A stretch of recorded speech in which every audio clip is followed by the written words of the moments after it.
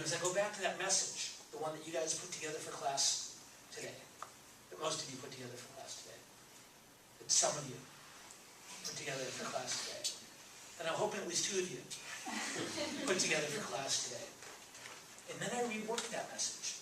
Because the first iteration, we talked about this last week, that first message, if you remember, it's put together in a vacuum. And that's intentional. I want my candidate's first message to be about him or her. Then I'm going to rework it. And if I have mirror opposite advantages, I'm either going to add them to my message, or if they're already in there, I'm going to emphasize them even more. If I pick 3 issues, and I find that I have a mirror opposite advantage on an issue that's not an important part of my message, you know what I do? I put it in, I replace one. Or suppose I have a mirror opposite disadvantage, either biographical or policy. I take it out.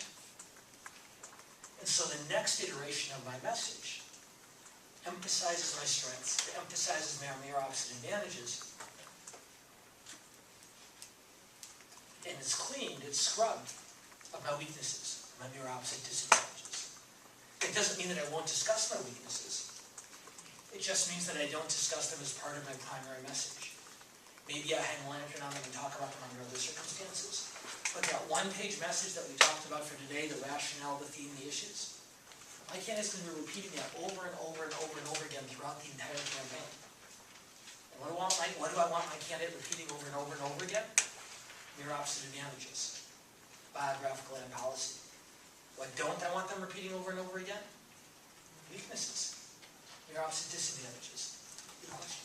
Yes, sir. I just wanted to clarify, when you're saying message, do you mean in all elements of, let's say, the rationale, theme, and issues, or are you suggesting you insert that in, say, the rationale or the theme?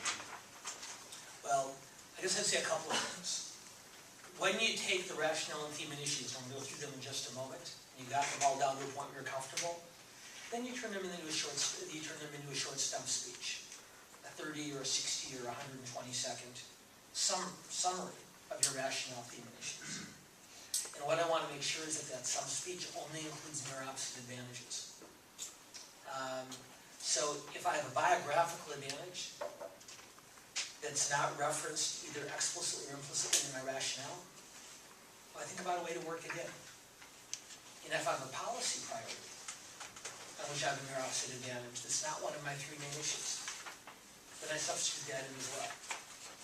And then on the flip side also, if I have a weakness and I find that I'm talking about it in that rationale, theme, and issues, I rework them before I turn it into a stump speech. So who wants to, since we're at this relevant point in the class, who was able to take their biography from last week and turn it into a rationale and theme and issue for this week's discussion?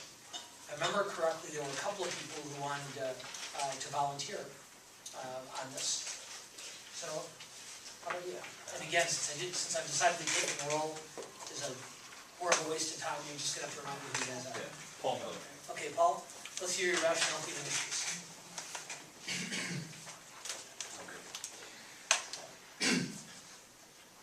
I'm running because I believe we're ready to make tough choices to guarantee the future for our students.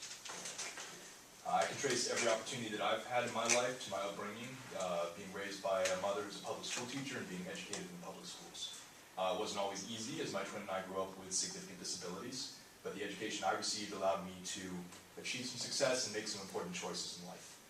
It allowed me to travel the world, living in London and Paris and Cambridge, and empowered me to make what may be the most important choice in my life, returning to the United States, joining Teach for America, and starting my career in Camden, New Jersey.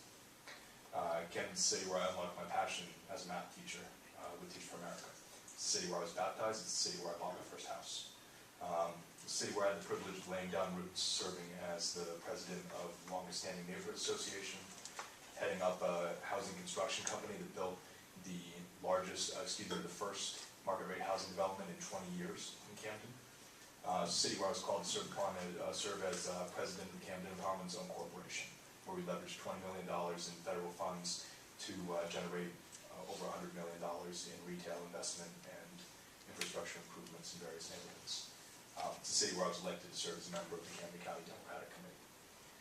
In the years since, I've had the privilege of serving as an executive and a senior advisor involved in some of the most significant reforms in education. As executive director of Teach for America Los Angeles, I led a team that supported hundreds of great teachers and leaders, many people in this room. Our biographical credibility. To unlock the highest levels of student achievement in our organization's 20-year history. Despite devastating budget cuts, we continue to expand the number of teachers and leaders coming to Los Angeles, and collectively we fueled the reform movement. I left Teach for America to chair the transition team for Superintendent John Daisy of the Los Angeles Unified School District, working to foster a performance culture in the second largest school district in the nation. After the launch of the new administration, I was called upon to help create the LA Fund for Public Education, which to date has raised millions of dollars for education reform in LA. And most recently, I've been consulting with the HR department on teacher retention, principal recruitment, and development. In addition to my work with the district. Just before you go on, Paul, and I'm interrupting only because it's not a large point for your biography, but it's something I want to make sure you guys keep in mind for public communications. Don't ever, ever, ever use acronyms. Don't ever, ever, ever use acronyms. Not TFA, not HR, maybe LA, if you really, really want to be brave on it. And I'll tell you the reason for that. Paul, it's a minor point, but it's something I meant to mention last week and I just didn't have a chance to, so thank you for triggering it. First of all, an acronym implies inside knowledge, is an exclusive message. It suggests that you know some type of verbal shorthand that makes you different, that makes you special. And people don't process it that way consciously, but when they hear an acronym that they don't know what it stands for, think about it. When you hear an acronym that you don't understand what it stands for, what do you think? It makes you a little bit resentful, doesn't it? And I know that's not your goal. I know that's not your goal. HR might be the most harmless acronym ever. But for somebody who doesn't know what it stands for, what you're doing is you're creating an emotional division between yourself and your audience. And you're telling people, I know something that you don't know. I worked, after I left politics, I worked for a while at one of the larger national PR firms. And after 1 week there, I walked into the... I'm sorry? Touche. And I'll tell you what I'm going to do in just a minute. After a week there, way to go. Can we edit that out? After a week there, I went into my staff meeting and I said, here's what I have. I have an acronym jar. I said, from now on, when anybody uses an acronym, we're going to put $1 in the jar. Because number one, I don't know what most of these acronyms mean. But more importantly, it means we're thinking and talking too quickly. I want you to stop and say what the acronym stands for, if for no other reason than it reminds you what the concept is behind it. So, around when everyone uses an acronym, you put $1 into the jar. And it was really sweet because this very nice young woman who was in her first job out of college, she said, oh, and at the end of the year, does that mean we have a party with all the money? No, it means I have a jar full of money.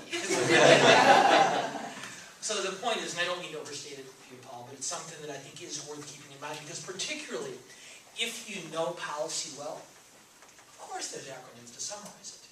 But remember, most of the people you're talking to don't know the policy intricacies as well as you do. And so, congratulations. Anyway, so Paul, I cut you off, so let's hear the rationale.